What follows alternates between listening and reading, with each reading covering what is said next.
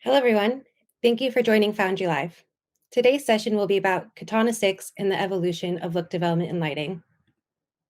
My name is Elise. I am part of Foundry's industry marketing team and will be your virtual host today. With me are members of Foundry's Katana team and our panelists, Bertrand, Bry-Marfaing, Marcel, Reinhard, and Abel Vargas. The panel will be taking some questions from the audience, so if you have any that you'd like to ask, please add them into the questions tab on the right-hand side of your screen. I'd also like to mention that today's session is part of our Foundry Live series. We have one more event next week that will be talking about the new Nuke 14 in the 3D system. And if you're interested in catching any of our previous sessions that are listed here, they'll be posted on YouTube shortly, so keep an eye out for that. And finally, I would like to thank Dell, Intel, and NVIDIA for powering Foundry Live and for their continued support as technology partners. And so with that, I will pass it over to the Katana team. Great. Thank you, Elise. Hello and welcome everybody. Welcome to Foundry Live and the event where we'll be talking about the evolution of look development and lighting over the recent years in the visual effects industry. We've got a really good turnout tonight, so thank you all for making the time to join us. We're really looking forward to having the conversation. So today we've got a great chat lined up, and we're pleased to welcome 3 lighting and look development CG experts from the industry. So we're really looking forward to talking to them. But before we do that, I'd like you to introduce you to our Katana product team who'll be hosting the event today. So I'm Paul Denhard. I'm the Senior Product Manager of Look Development and Lighting. I oversee Katana and Mari and work closely with the product managers on those teams. Speaking of which, we have our full Katana team here tonight. So first, introducing Gary Jones, who is our product manager for Katana and who will be leading a lot of the conversation tonight. We've got Ariel Martin, who is the associate product manager on Katana. And finally, we've got Krista Rowland, who is also an associate product manager on Katana. So we'll all be engaging with you today, some in the chat and some with the guests. So we just wanted to welcome you all. But before we get going and meet our guest speakers, we'd like to take a few minutes to show you a short video sharing the highlights of our latest version of Katana 6, released in December. So we'll share that now. Hi everyone, I'm Ariel and I'll go through with you some of the highlights of Katana 6. This release saw several exciting new features to boost performance and look dev workflows. So, without further ado, firstly, Katana 6 introduced a brand new performance tab which enables us to more effectively troubleshoot our scenes. Because Katana can handle projects that are extremely large and complex, optimizing these scenes is an important step to help us achieve faster results. That's where the Performance tab comes in. You can easily track the scale of your node graph and see how much time each node has taken to process. The heat map also enables you to see those results in a visual way directly within the node graph. So you can easily identify bottlenecks in your setup and have a better clue as to what needs to be done next. The Performance tab is really designed to speed up your investigations so you can spend less time debugging your projects and more time doing your more creative tasks. Which then brings us to the topic of look dev. In the last releases, we've built up the look dev toolset to include features around sharing and reusing work with macros, user parameters, the new material interface, and we continue to do so in Katana 6 with the addition of live shading groups. You can now share sections of your material across different setups, Katana projects, and effectively update across multiple places in a single action. And this opens up a lot of possibilities to streamline your workflow and to require as little repetition as possible. It can also enable you to create libraries of templates and setups so you can pull these sections of work and version them independently from a Katana project. Finally, the last feature I'll be showing you today is an absolute time-saving one, which is the Material Solo. This enables you to short-circuit material node graph to preview sections of your material directly in an interactive render. So you can see how each section is contributing to the final material as you're working on it. This makes life so much easier when building up your look dev, since you can see directly how each element is impacting the final material.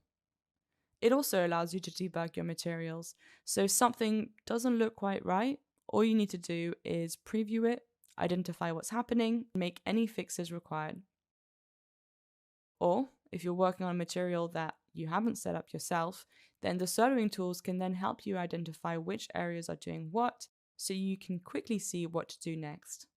This material solo feature is really all about gaining visibility over what you're doing so that you can work faster, you can work more efficiently, and just be more productive.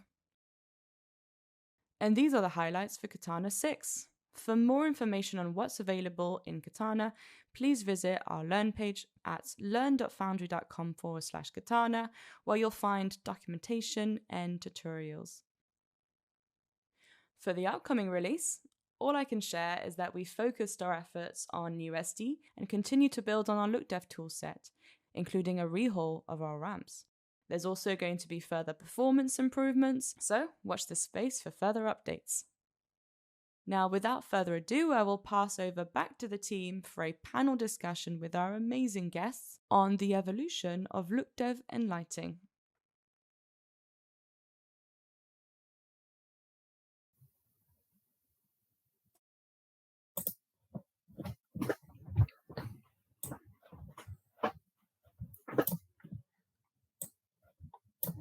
Hello and welcome back, everyone.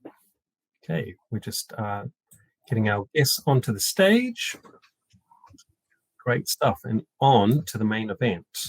Okay, so a lot's happened in the last decade in visual effects with streaming services, advances in technology, demand for more content, high quality, changes in the ways we work, pandemics, working remotely, just to name a few. So with us today, we have a fabulous lineup to talk through how things have evolved, what are some of the trends, what's exciting going forward.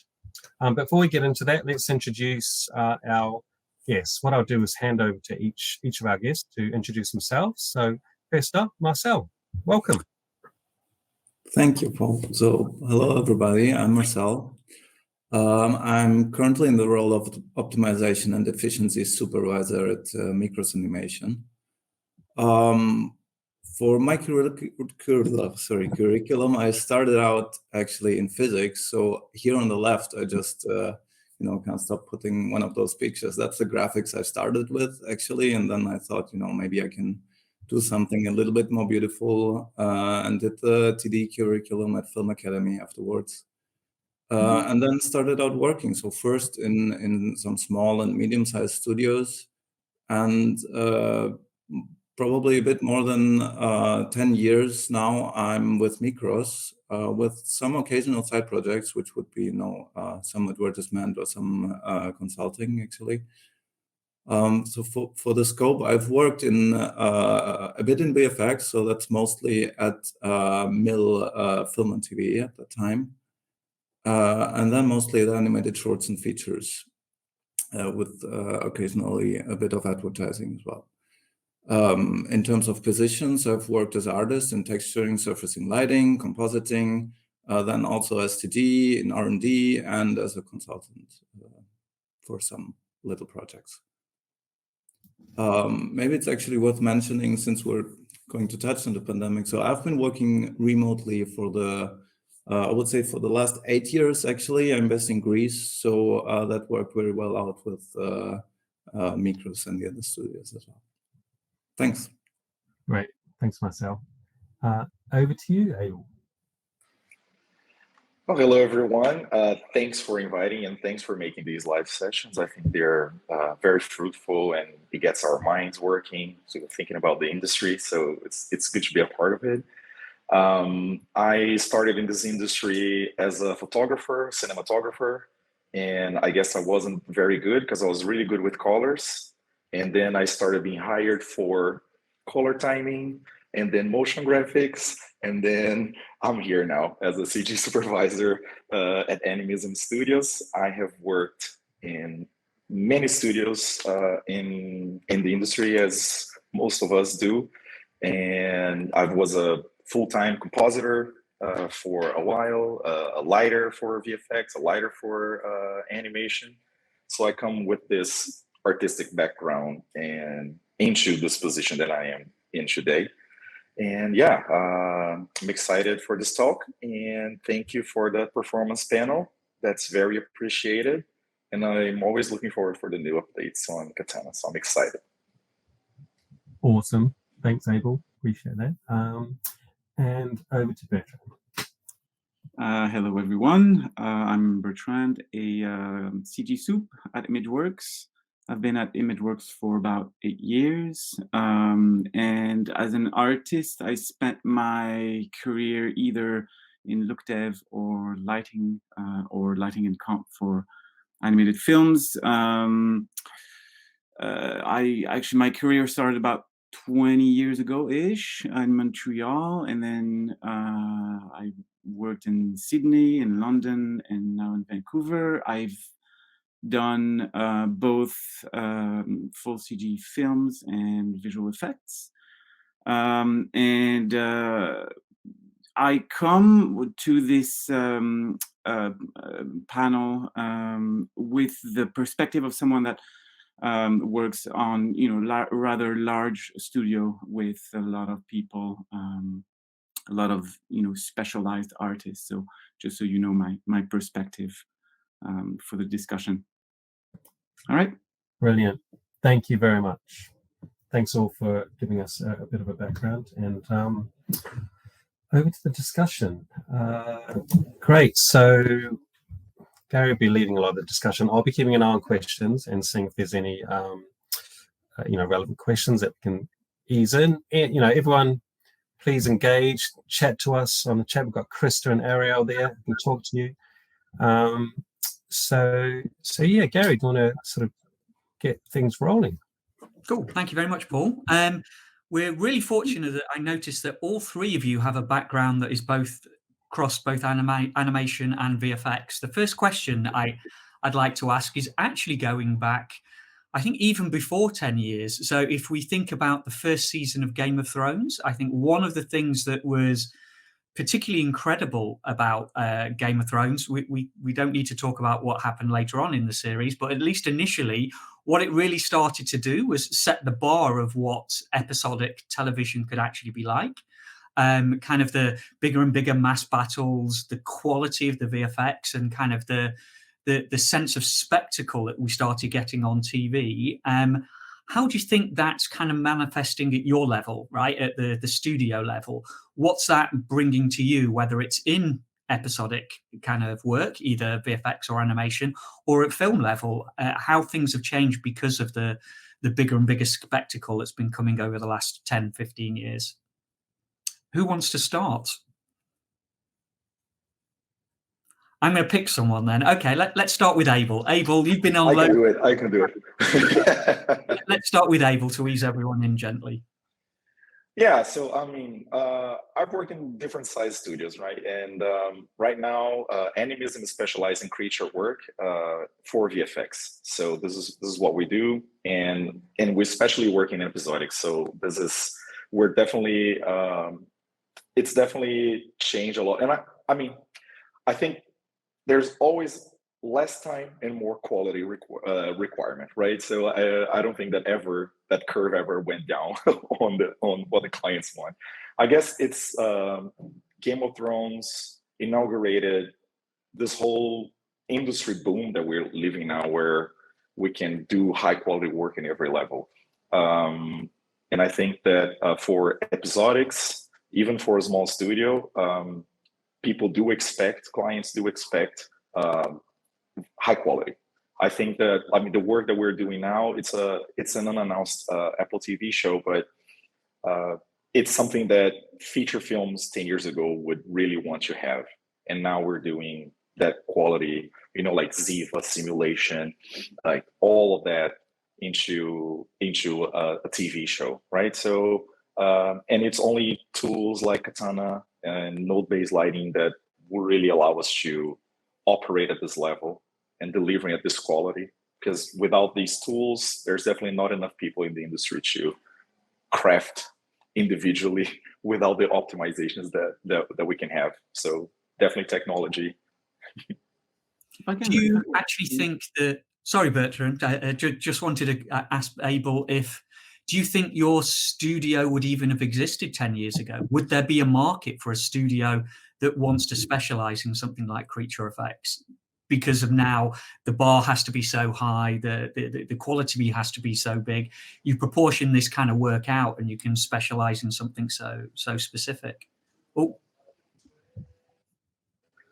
the beauty of lighting. 10 years ago, this wouldn't be a reality. I don't think so. Cool. Sorry, what were you going to say, Bertrand? Oh, sorry. I don't know if my connection. It's fine. Yeah, we can hear you fine. We just can't see you. You're blurry, Abel. So I wanted to jump on an idea that Abel mentioned. He said that node-based systems allow us, and I just want to clarify that. I think for us, one of the important development that happened is our ability to work not on a per shot system, but really per sequence or grouping of shots. So opening up the scope of what one artist can do at a time, that allowed us tremendously to increase the speeds and quality of what we're doing, because essentially when speed and quality to me are the same. For example, another development that happened is the ability for the lighter to get renders faster and sometimes being able to denoise a low quality render and potentially show that as a work in progress gives the lighters a much quicker feedback. So speed and quality are therefore linked together, right? So yeah, sorry about just on that. Was there a point where it changed, like this idea? It's all about reuse, really, rather than doing separate things. You look for patterns of what we can take and reuse in a big bundle over across the sequence. Do you feel there's a point where that all changed, or has it been gradual? I'd say gradual. Well, I can let someone else answer, but I don't think there was a moment where everything changed. I think it was, there was a desire and then some initial tools and then refinement. Any development takes a lot of time and to reach maturity. Sorry, it didn't work out in the first stages as well. That's what I think. So it took a lot of time until things were mature enough to be stable enough to really use that in a productive way. That's what I think. And parallel with that, I actually, on the animation side would see that too. It's like the scale of the scenes, right? So things get bigger and there's a demand for seeing more and more stuff in the scenes.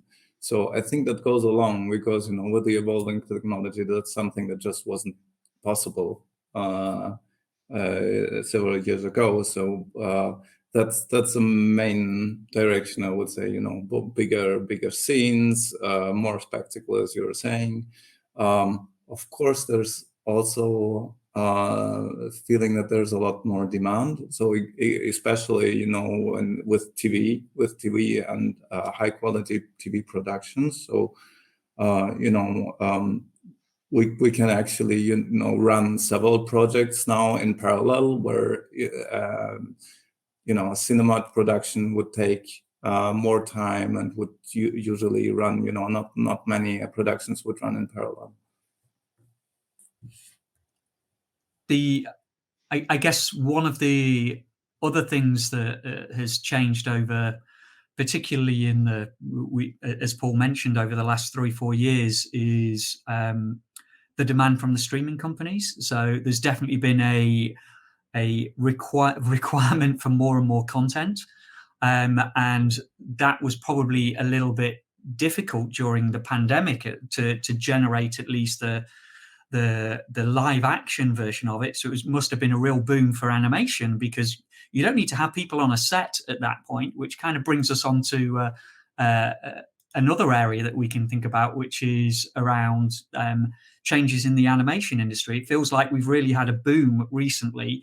The quality bars going up, the strength of the offerings from the animation side has been really, really good over the last few years.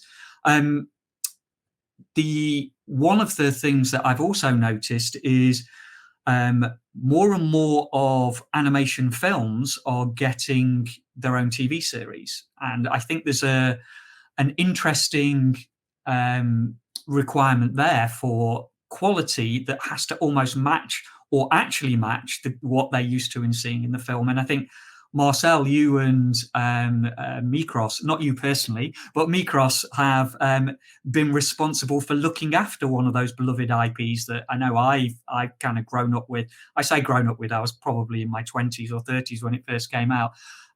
Things like Kung Fu Panda. What's involved with that? What sort of challenges, what are unique things could come from dealing with that kind of beloved IP? I would say that a lot of that is about expectations, I would say, right? So there's probably on different levels, right? So there's the client, which of course put the quality bar with the initial appearance of that IP. And then there's the audience, because since, especially with very successful movies, they know the characters, they know the world they're living, they know how they look, how they move, they know, what kind of effects and stuff could be in those series. And then I would say on a more, industry-centric level, there's expectations on the studio side, right? You want to, as a studio, you want to create something that is your studio identity. So you want, have high quality there. And of course, you want to be attractive as a studio. You want to make nice and beautiful projects. And then I guess you also have the artists, because,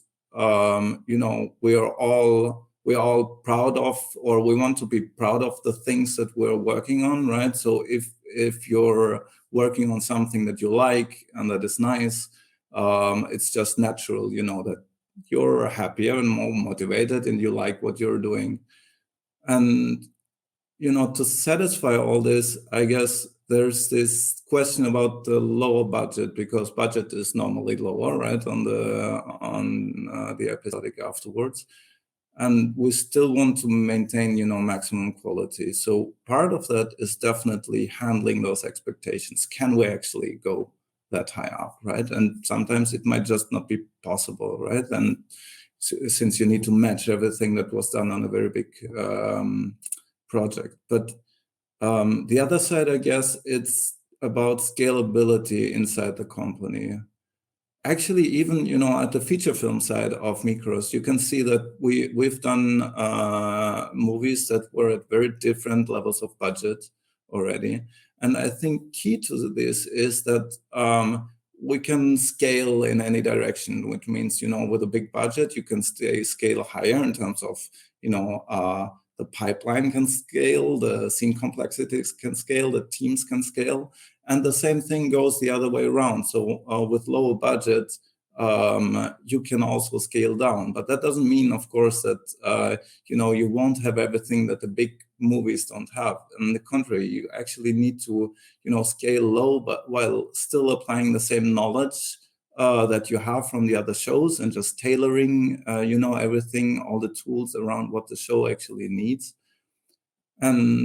And then when you think about it, actually the whole process of like streamlining that multi-shot approach that we were talking about, or getting technical hurdles out of the way of the artist, having the scenes run as fast as possible, that's actually a lot more important at the low budgets if you want to reach that high quality.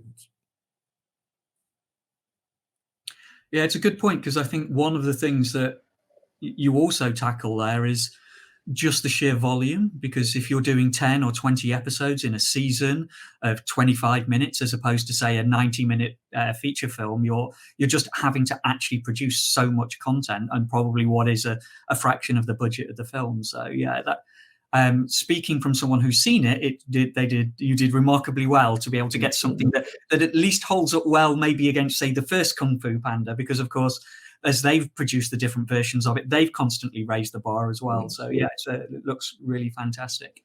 Another thing in the animation side. Sorry, go on, Abel. No, I was just going to add that there's this technical side where we're trying to scale the technology, but there's also, I think, this boom in the industry has shown that we don't have enough artists to produce everything that we need. So we have to be able to make the artist as creative and productive. That's not a word. Something like that. Productive. But productive, thank you.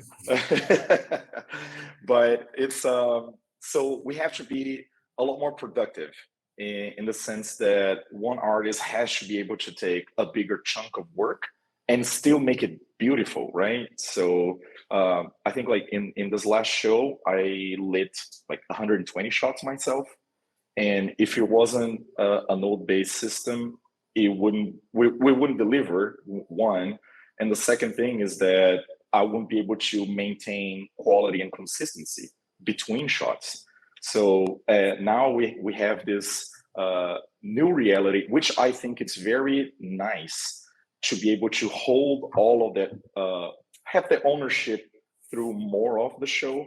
And you know, like we want to be proud of our work. And I think like sometimes like it's more, I think it feels very good when you manage to contribute more to a project you like. Sometimes like we work for 6 months on a project, and I mean, I worked in VFX movies where I think I did like 6 shots in 6 months. So in the end, you're like, oh my God, I did 10 seconds.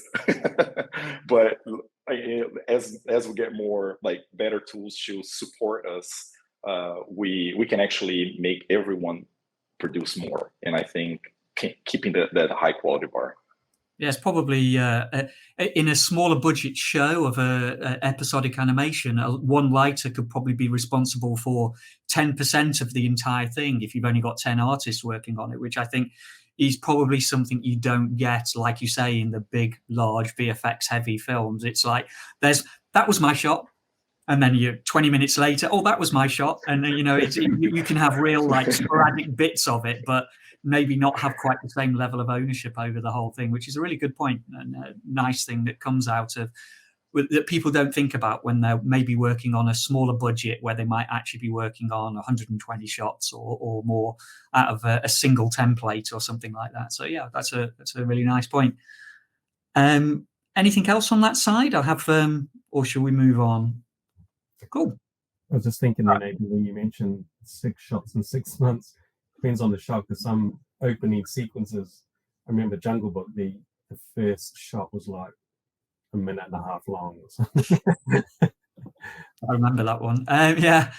The other thing I wanted to bring up that has also changed in the animation space, and I blame Sony partly for this, so it's all your fault, Bertrand, and your team, is we've seen a big shift over, or not a big shift, a reasonable shift over recent years towards more and more NPR, so non-photorealistic rendering.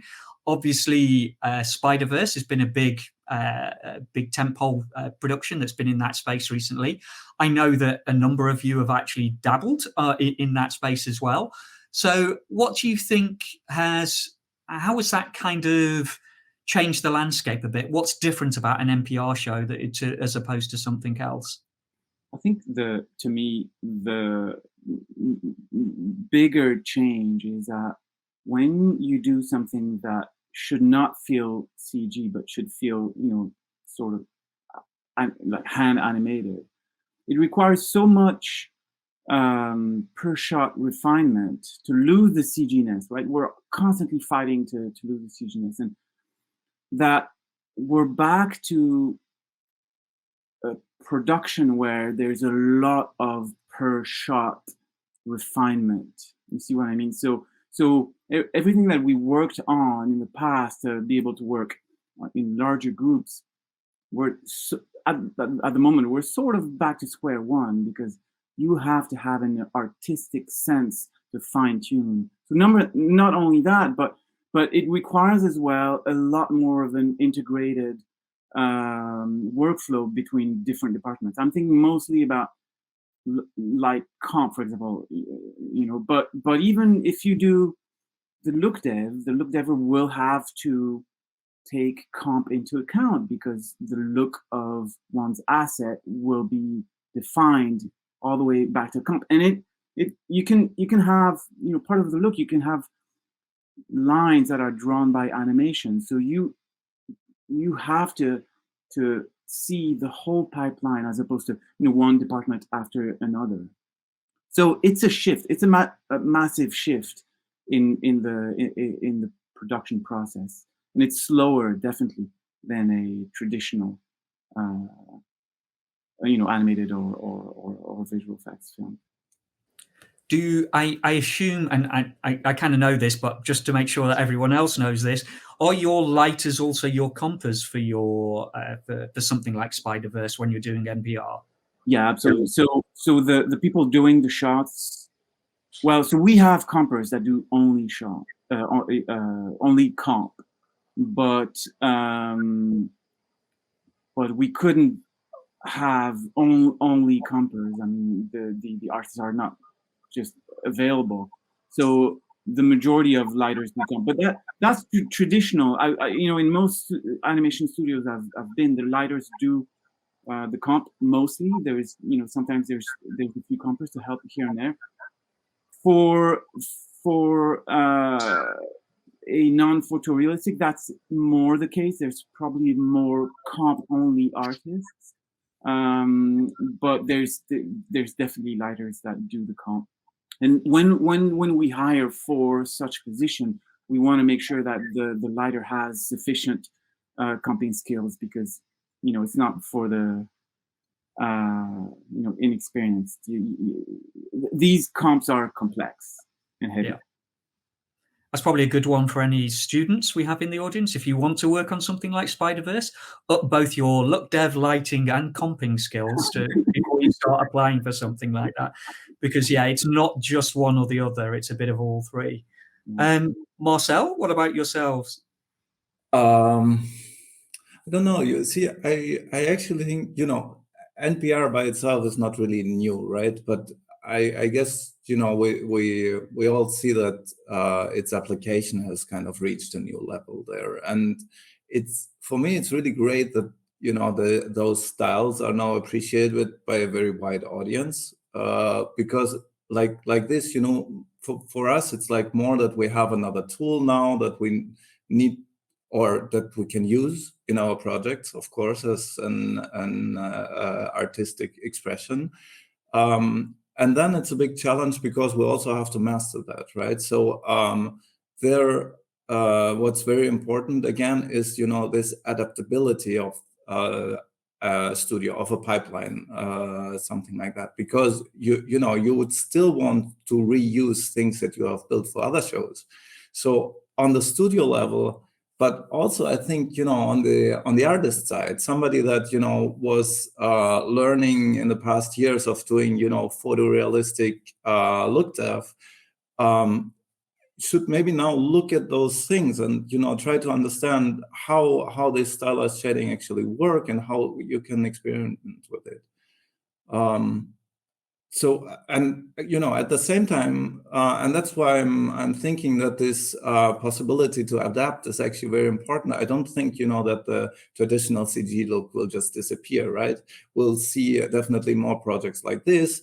We'll see everything that is in between those two landscapes, right? Everything that has some stylized elements, and at some points I would even say that one is not necessarily harder than the other, because the very clean CG look, let's say, that has a lot of precision, is actually a lot more unforgiving, right? For anything that is, artifacts or noise, or even, lighting cheats and stuff like that. So I think that's really great that there's, new opportunities that we can explore.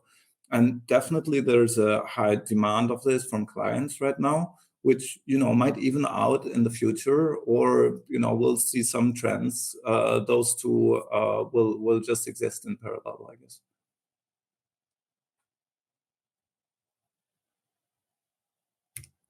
Abel, have you worked on any products of MPR, or of your? I know you've worked in both the animation and the VFX space, but I don't know if you've actually done any MPR related stuff. Yeah, I mean, I worked on Spider-Verse Oh, as you worked on well. Spider-Verse. Okay, right. Yeah, and it was actually very good. That was a compositor for VFX before joining, because we were doing like deep compositing and like these super crazy comps. And I remember like, oh man, like if someone is just a lighter without a comp experience, this is a problem, right? And I guess like it kind of brings up, and just to touch on what Bertrand said earlier about like this this need to make it look good but not like CG. I was working on Super Pets, and we did a lot of comp work just to break those straight edges, right? So every frame we had some specific displacements in Nuke just to make sure that it doesn't read as CG, even though it is CG, but we just want to keep that illusion, right? But so I've worked on these projects, and I mean, I can definitely say that nowadays a lighter who is not comfortable with Nuke is really narrowing their ability to work on these projects, because we definitely need people who can do both.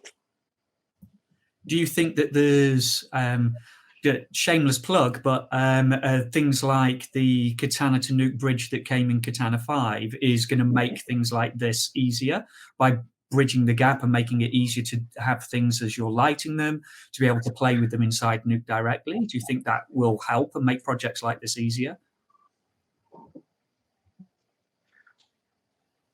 You can say no. Yeah, I mean, 100%, because you can iterate faster, right? You can see what works. Cool.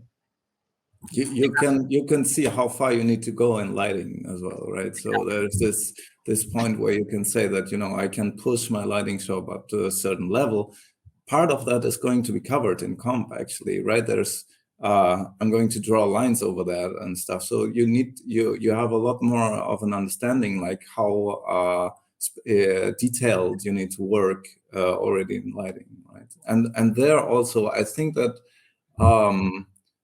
kind of the workflow has changed a bit, because, you know, for us, for example, in the traditional shows, you know, comp, depending on the inventory actually of the shots, comp could start on, you know, just a couple of keyframes that were rendered in lighting, which, you know, is not true at all for a show that is so comp heavy, that where there's lots of animation done, etc. in comp, where you always need to work on the final rendered images, basically.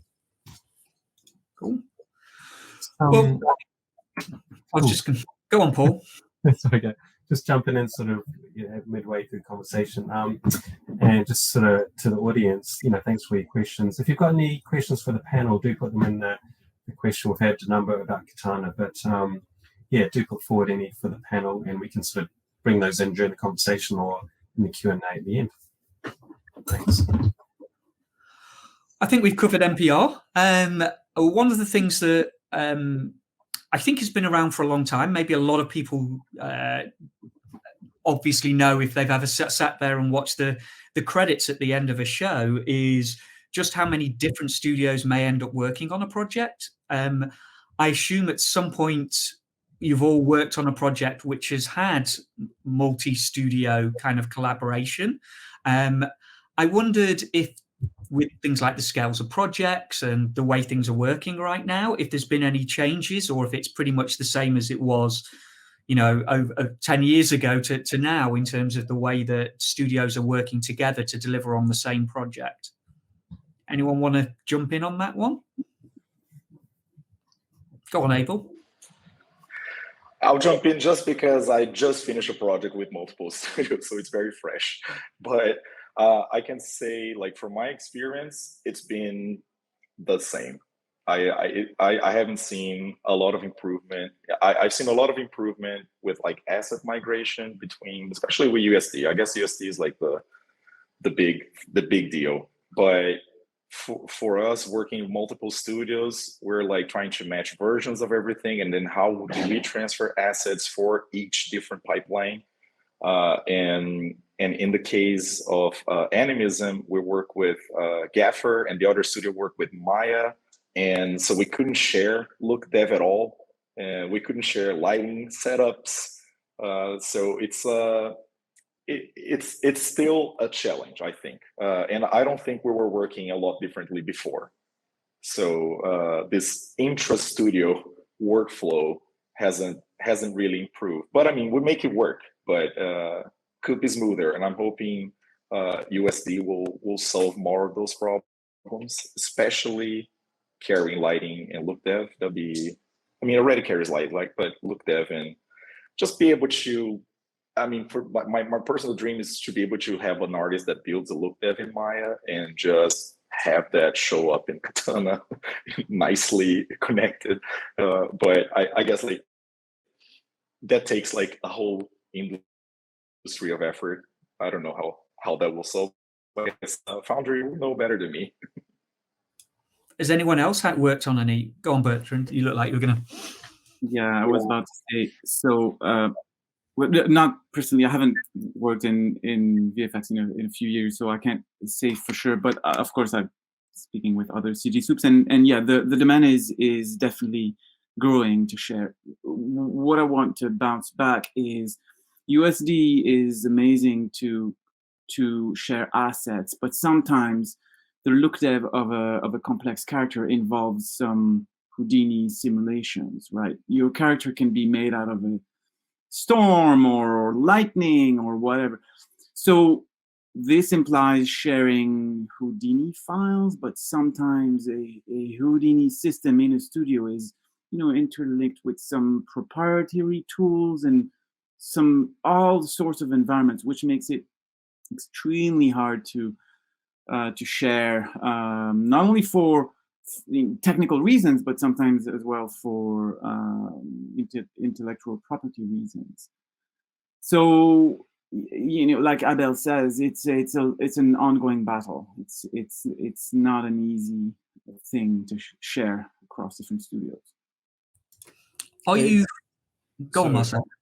I was just thinking about even normal material descriptions, right? So I guess now we're at a point where it's pretty easy to or it's possible to transfer some standard shading from one DCC to another. If exactly you look at the NPR shading side of things or stuff like that, there's just that's just not mature yet. That's not there yet. So what I was personally hoping for, I guess, because we don't have a lot of ingest from other studios with us, so is at least a stable format for a good digital backlot. I think that's where things get really interesting as well, especially if you think about sequels and episodic afterwards and stuff like that. So if you manage to have some stable format where all these things will look the same even in several years, I think that's a really good thing if that would happen as well. And then of course, like moving lighting around in different packages, very important for us. If people work in Houdini, they do actually want to see the actual shot lighting in there, for example, which makes sense. So that's a very important part as well, the interchange between DCCs. Cool. So let's think in terms of bring it a little bit closer, but bring it back more to the individual. So a bit closer to now and the pandemic. Have you noticed, you mentioned that you've been working remotely already for quite a while, Marcel. Your adjustment period was probably quite easy for the pandemic. But have any of you noticed anything different about, say, onboarding new junior artists? Has that been harder in a remote world? Do all of you work remote, or how do your studios work? Are you mostly like, is there still an office for all of you, or is everyone being onboarded remotely and working remotely?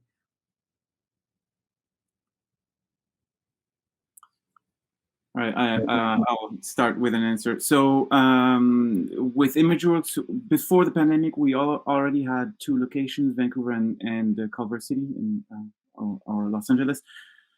So when pandemic hits, we were ready. We were already working remotely. What changed is it opened up the possibility of having people in other locations. For example, we have people in Montreal.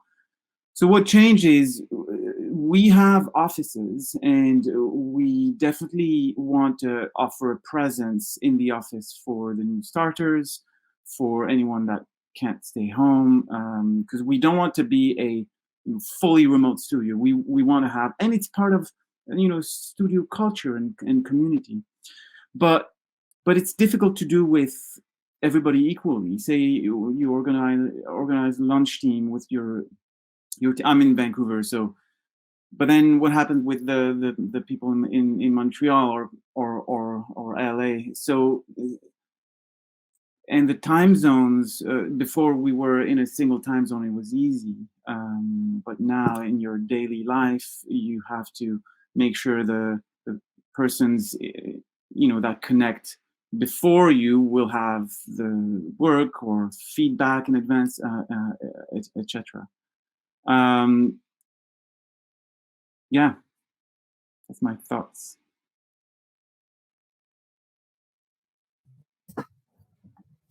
Anyone else? How do things work for you, Abel? How are you guys working? Are you working all remotely, or do you have an office that some people go in, some don't? Yeah, I think Bertrand mentioned something that is important. When the pandemic hit, nobody, apart from Marcel, was ready for remote work. And so I was living in a studio in Chinatown in Vancouver, and I was working on Over the Moon at Sony. And so we just took the computer, put in the little table I had. So I didn't have like an infrastructure to support. And a lot of people with families and kids. So I think like the pandemic, and people started building a possibility of working only remote. And this is what I did. Like I moved outside of Vancouver, got a 2-bedroom apartment, one's my office. And now I'm like, I love remote work. I love it. But I still go to work on Fridays because we do like a pizza lunch, and pizza joins this industry. But I think my biggest difference and then that's leading with either another remote artist or juniors is that as a senior or a lead or a soup, you really have to be open, approachable, and most times do the first step of talking to people, because I find like juniors are having the hardest time in this industry, because when I started way back when, I could just shadow a senior next to me and ask for questions, ask for help, and then you kind of become friends, and then it's okay to make what you think are silly questions, even though there are no silly questions, but we all feel the silly questions. So now juniors, they need to know that they can ask questions, right? So it's I have to be like, I'm already like the SpongeBob personality. I want everybody to talk to me, but now I have to be like doubly reaching out, because sometimes you reach out and I say, hey, how are you doing? I was like, oh my God, thank God you asked me. And then there's like a list of problems that they're going through. And I was like, okay, let's do a video call and solve all that problem. But I think remote work is amazing. I never want to go back. But I know that there are communication challenges that we have to work through, record video tutorials and all that stuff. But I think it's worth it. And I hope the juniors are doing okay.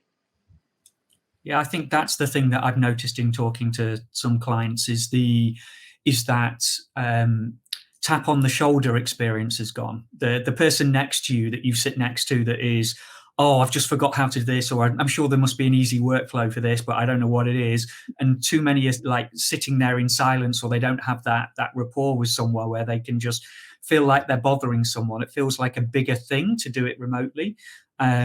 So yeah, it's a real challenge. So if there's any potential juniors in the audience, then feel free to like do that.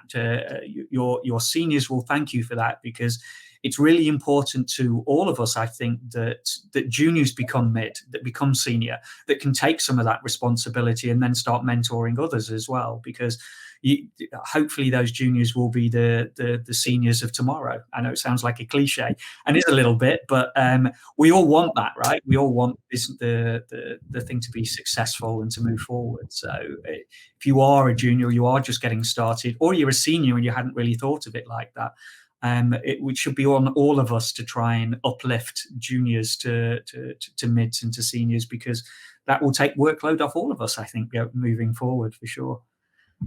For Marcel, you're like, well, that's so last decade I was working remotely way before this happened.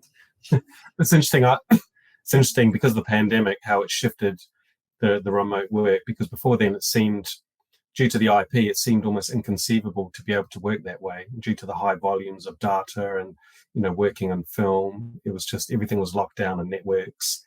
It was, you know, very secure. And often in studios, you didn't have access to the internet. So it's great that it's changed.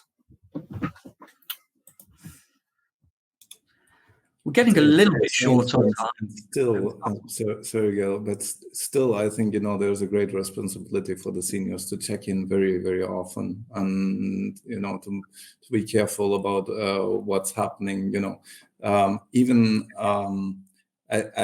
feel that, for example, since lots of the communication is actually going by chat now, language plays a very big role. So, you know, I've seen, you know, sorts of very big misunderstandings just from chat, irony that doesn't pass, whatever. But, you know, I think that there's lots more pitfalls, and people just need to try to be, you know, friendly to each other and check in on each other. And even, you know, have, I don't know, remote coffee breaks or something like that, just to talk about something, exactly how you would do actually when you would be present in the office. I think it's a very important part as well of, you know, working together finally, of building that you know, sense of community that we are working on some project together. I try to use as many memes and emojis that I can fit in a phrase. I love them. Memes are half of my communication. Oh yeah, they're so powerful. Yeah, one image. We've got some sort of interest in, just looking at the chat there, some interest in Unreal and sort of real-time technology. So, Gary, I don't know if that sort of segues us nicely into the next sort of area. Yeah, sure. So one of the things that has obviously happened over the last few years is kind of the rise of game engines. Unreal obviously being one of the leaders in that space. What we've also seen, I guess, is the path tracers, the traditional ones that we're all familiar with. They're also embracing GPU-based technology as well. So they're kind of trying to come one way, while the game engines are raising the bar from the other way, and they're starting to get a little bit closer. From your perspective, where do you think where do you think they meet? Where do you think the limitations of one or the benefits of one? Do you think we need that 60 frames per second to be able to get that sense of I love the sense of play that I've heard mentioned at various times when you are playing with like a game engine experience? Do you think you need that, or would something like 1 frame per second with, say, RenderMan or Arnold give you that same sense of play that you might get with, say, Unreal?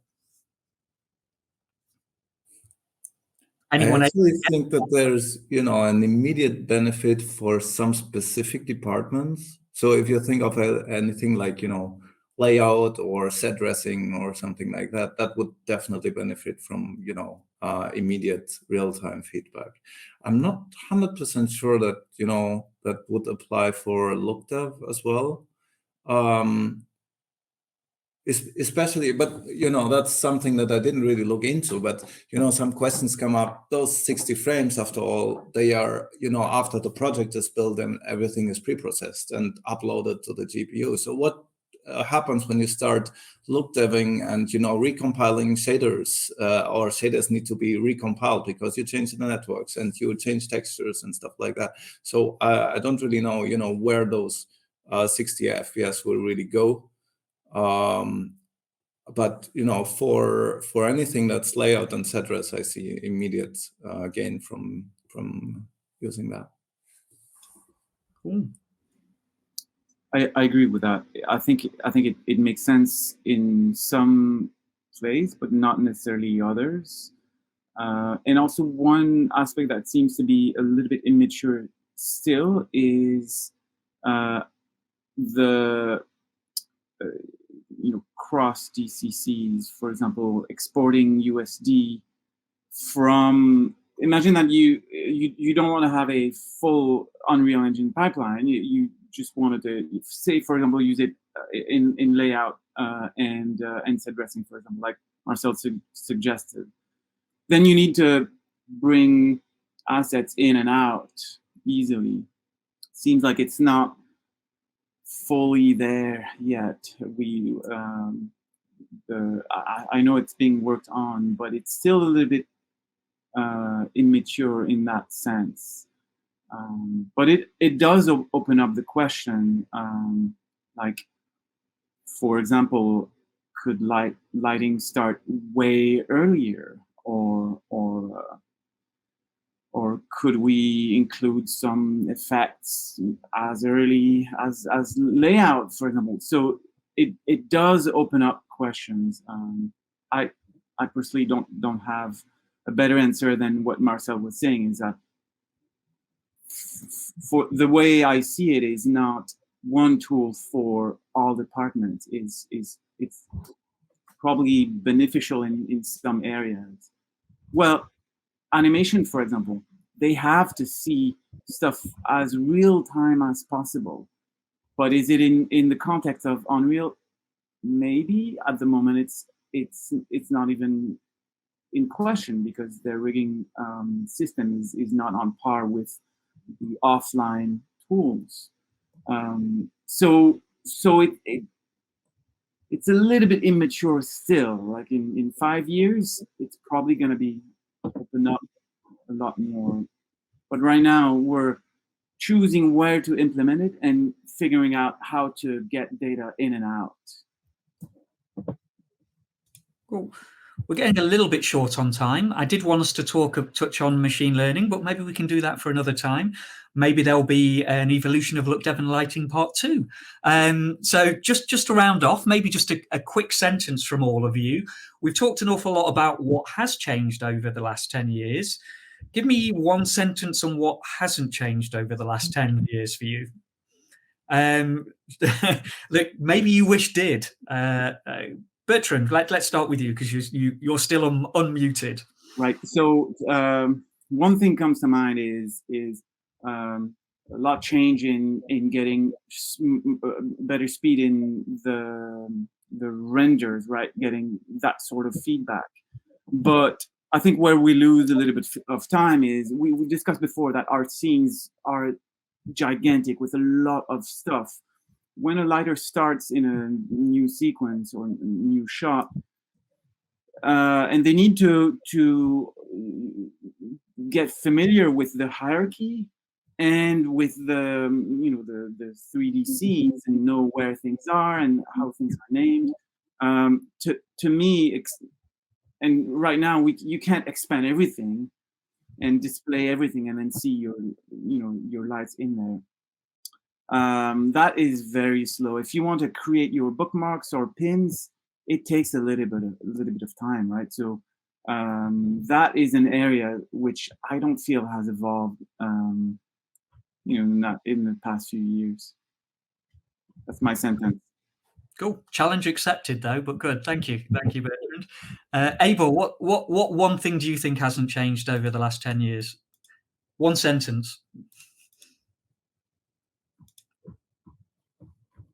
or not if you can't get your connection is. Maybe we'll start with Marcel. I'll go on that. Abel, you're there. I mean, sorry, I didn't say, but I'm speaking from Brazil in the carnival. I'm just glad there's no drumming in the background. So this is like a plus because it's usually just samba outside all the time. But I'll let Marcel go first and I'll gather my thoughts. Great. What hasn't changed? UVs haven't changed. I think, UVs are still there, and there's, at least in most studios, right?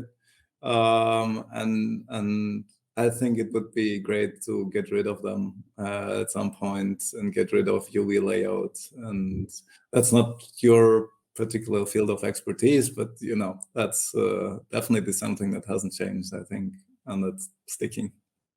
I think there's a lot of people that can appreciate that and agree with you on that one for sure. Okay, Abel, take us out. What do you think would be your what would be yours? I think that something that hasn't changed and it won't change is the need for talented people that are good in their craft to keep doing these amazing movies that we see. I think that sometimes in the VFX industry, especially VFX industry, they really like to say this magical tool did something.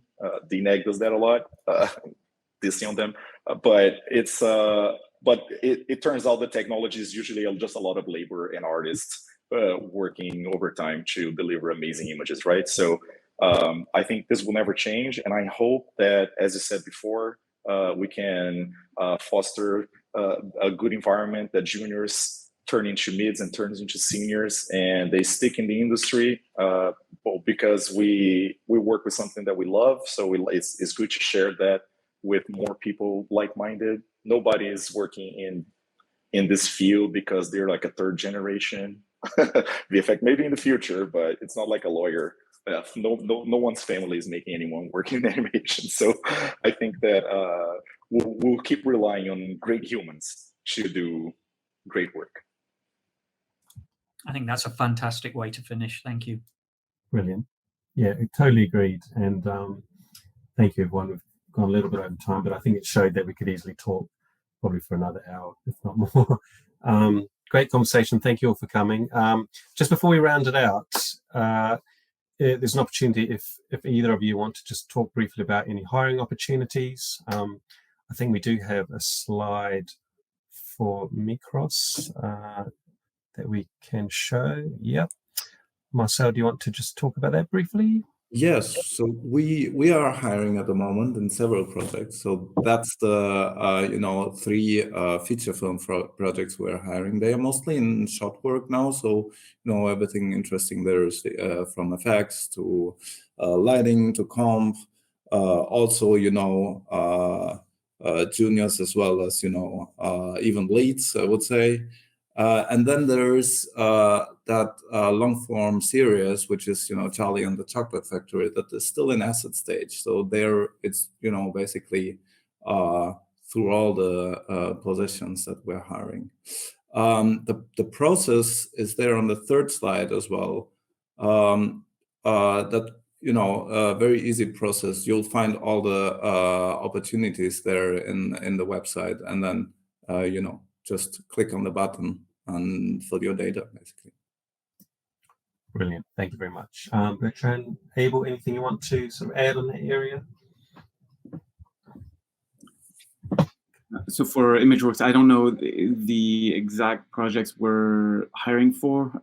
Sorry for that, but we are always looking for talented and motivated artists or developers. So feel free to apply anytime. And one more thing, even if you apply and you're not taken, it's so much based on the timing. Apply 6 months later, and things may change, right? So you can go to the link that someone from the team just posted. Thank you very much. Great. Okay, Abel, anything from you before we round out? Yeah, I mean, I don't think ANIMISM is hiring at the moment, but as Bertrand said, we're always looking for great people. And as we're a smaller studio, artists that are more generalists are our preference for the most part. If you can do like great texture, great modeling, and some look dev, talk to me, send me an email. Great. Yeah, I think the key there is a really great point. Just keep trying, keep trying. Great. So thank you for sticking around. We've gone a bit over time, but for good reasons. Thoroughly enjoyed the conversation. Thanks, Gary, for leading that. Really, really interesting conversation.